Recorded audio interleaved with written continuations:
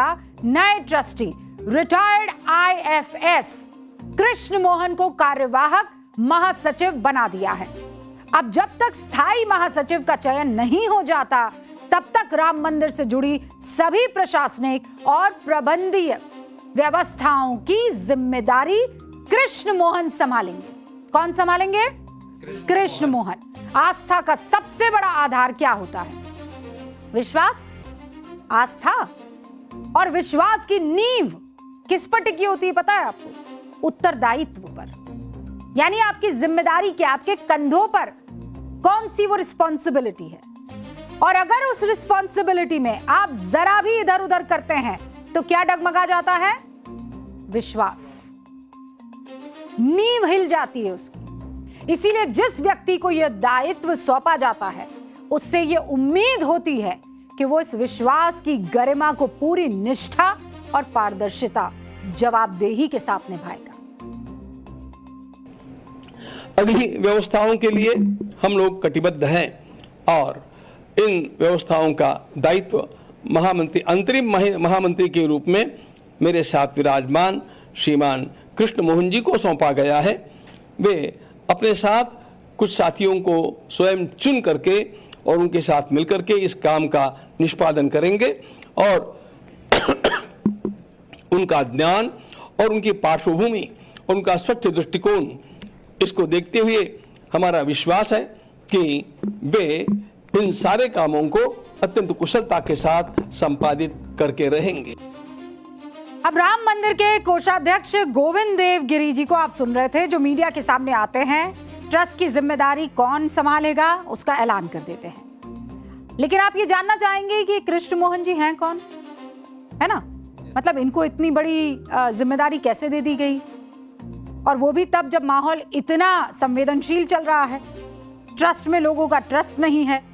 तो भाई ऐसे किसी शख्स को लाना होगा जो उसे वापस बहाल कर सके, है ना?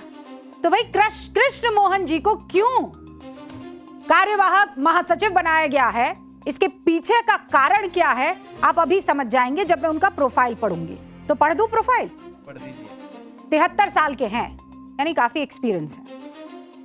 73 साल के कृष्ण मोहन श्री राम जन्मभूमि तीर्थ क्षेत्र ट्रस्ट के सदस्य हैं और नए नवेले सदस्य हैं।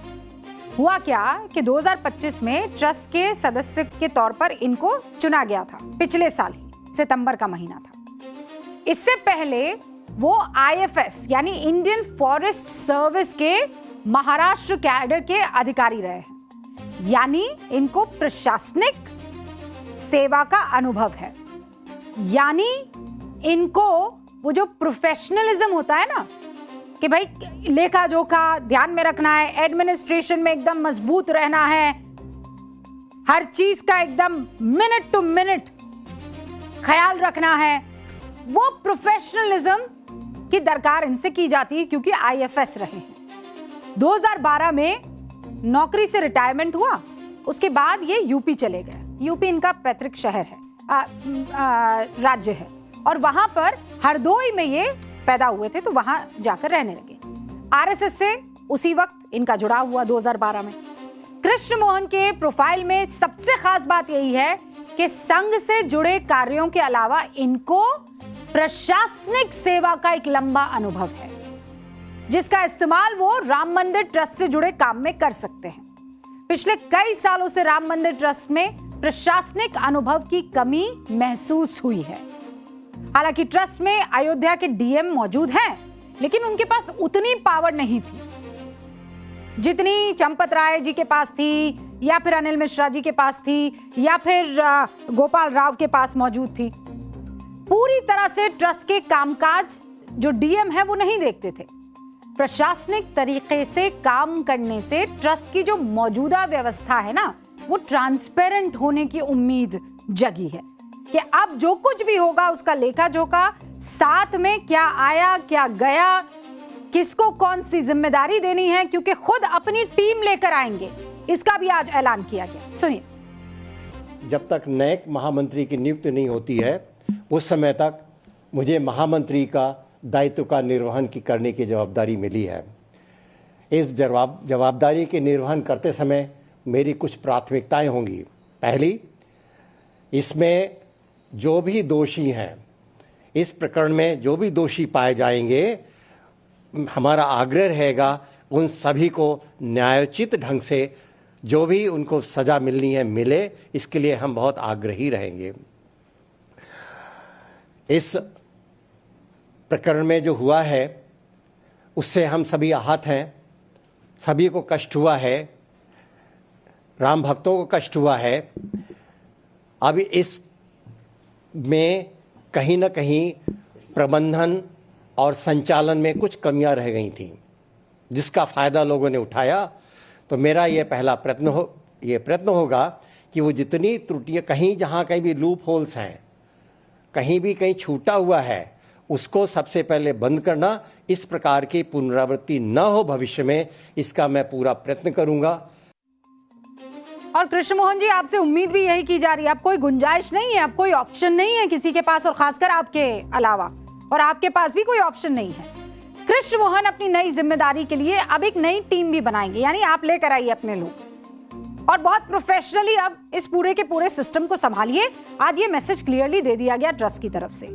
और इसमें उनकी सबसे बड़ी जिम्मेदारी क्या होगी, कोई बता सकता है? सबसे बड़ी जिम्मेदारी आज की तारीख में क्या होगी ट्रस्ट की या कृष्ण मोहन की? क्या होगी? विश्वास, यही शब्द है आज का। खोया हुआ विश्वास, खोए हुए भरोसे को वापस लाना। इसके लिए सबसे पहले दान के एक एक रुपए का हिसाब रखना होगा। एक कहावत है कि का वर्षा जब कृषि सुखाने, यानी फसल जब सूख जाए तो उसके बाद सिंचाई किस काम की? यानी समय बीत जाने के बाद किसी की मदद करे या कोई अच्छा प्रयास भी करे तो उसका क्या मतलब रह जाता है? आज जब ट्रस्ट खर्च का हिसाब दे रहा है, आज जब ट्रस्ट एक एक करके वो सारी चीजें दिखा रहा है कि देखिए बेकार ही आरोप लग रहे थे, राम जी का सारा धन तो सुरक्षित है। अच्छा, एक और बात मैं आपको बता दूं, एक तो बैठक हो रही थी ट्रस्ट की, इस पर सबकी नजर थी। आप लोगों की नजर इस बात पर थी कि नहीं थी कि कोई कह रहा है ईंट गायब हो गई, कोई कह रहा है हार गायब हो गया, कोई कह रहा है कि सोने की रामचरितमानस थी वो गायब हो गए हैं, किसी ने कुछ आरोप लगाया, किसी ने कुछ कहा। आज ट्रस्ट की तरफ से एक वॉक थ्रू हुआ। वॉक थ्रू मतलब समझते हैं? मतलब आप सारी चीजें दिखाते हुए आगे की तरफ बढ़ते हैं। आज वॉक थ्रू हुआ ट्रस्ट की तरफ से। जो काम ट्रस्ट को बहुत पहले कर देना चाहिए था, देर से किया। सारी चीजें सुरक्षित है, आज बताई ट्रस्ट ने। कौन कौन सी चीजें सुरक्षित है आप जानना चाहेंगे? कुछ कुछ तो तस्वीरें हम दिखा ही रहे हैं, लेकिन आइए जरा मैं आपको नोटपैड के जरिए समझाती हूं और दिखाती हूं कि कौन कौन सी चीजें सुरक्षित है। आरोप क्या लगा था? क्या लगा था पहला आरोप? कि 5 करोड़ रुपए का सोना जो है वो सोने जड़ित रामचरितमानस गायब है। ये आरोप लगा था? लगा था। हाँ, कि रामचरितमानस वो भी सोने वाली, वो क्या हो गई है? चोरी होगी, गायब होगी, मतलब चुरा ली गई है। सच क्या है जानना चाहेंगे? सच ये है, ये रही वो रामचरितमानस।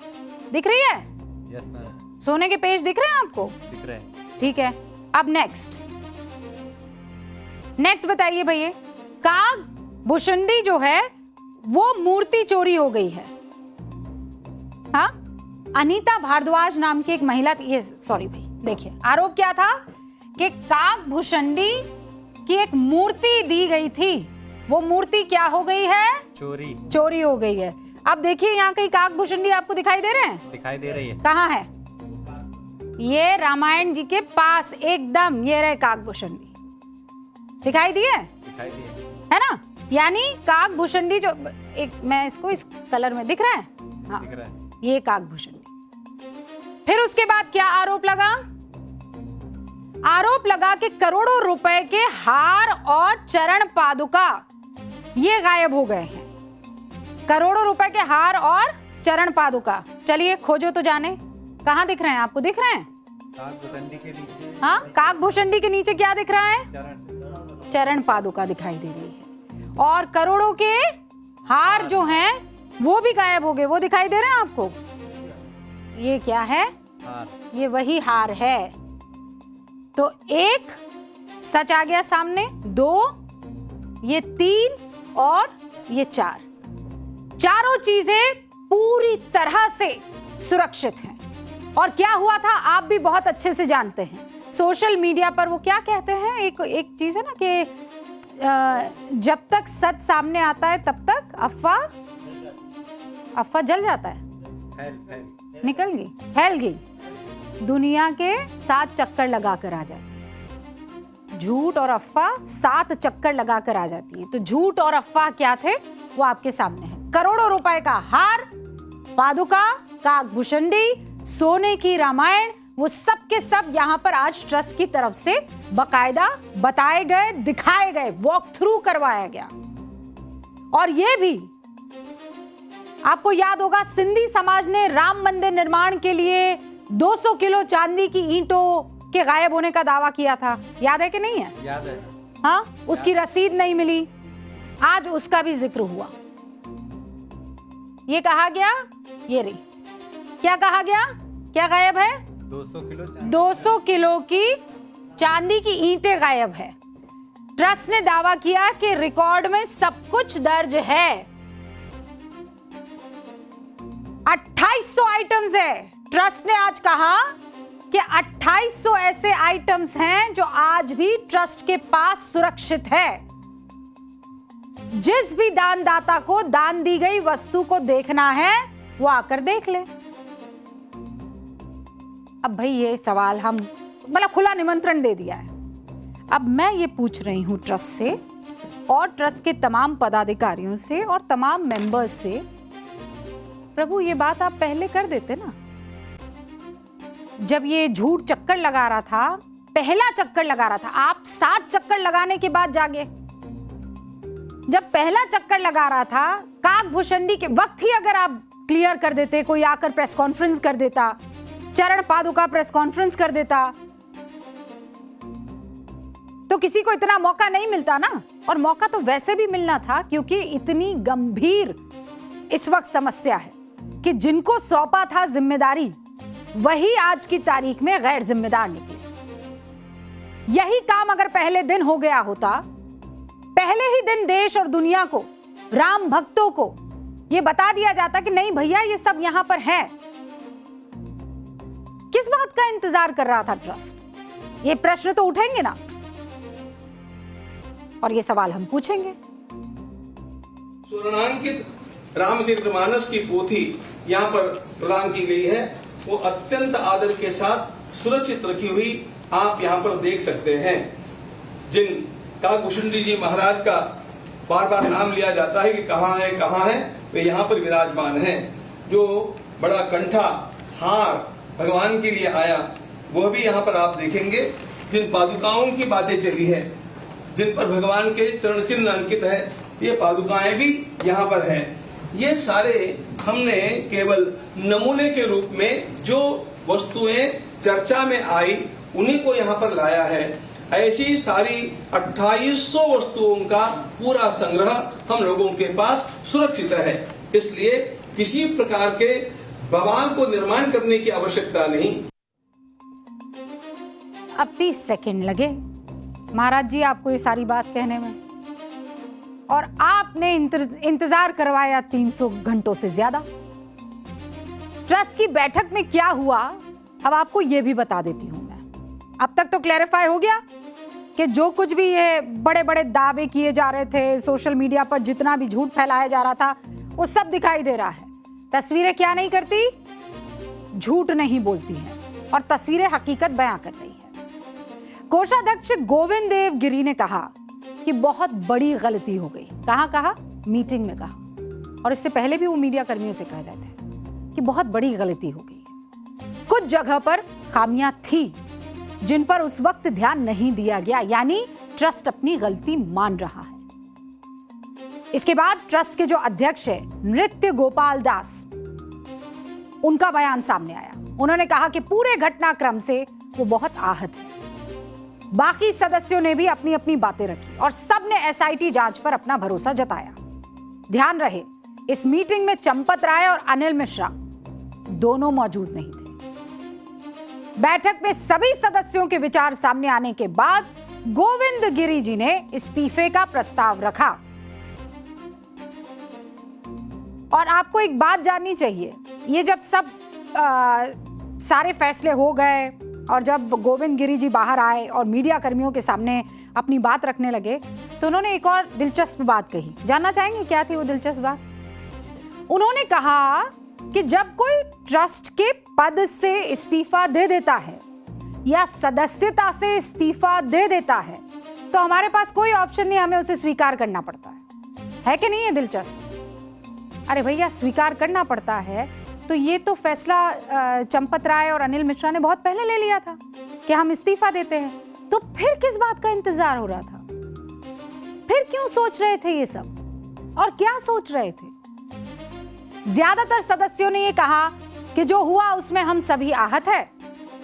इसी के साथ श्री राम जन्मभूमि तीर्थ क्षेत्र ट्रस्ट की बैठक समाप्त हुई कि चंपत राय का त्यागपत्र स्वीकार करते हैं और अब नया ट्रस्ट सामने आएगा, जिसका सबसे बड़ा दायित्व यह होगा कि राम भक्तों का जो खोया हुआ विश्वास है ट्रस्ट में, उसे बहाल किया जाए। गोविंद गिरी जी आज जब चंपत राय के बारे में अपने विचार रख रहे थे, तो बहुत से लोग सुनकर हैरान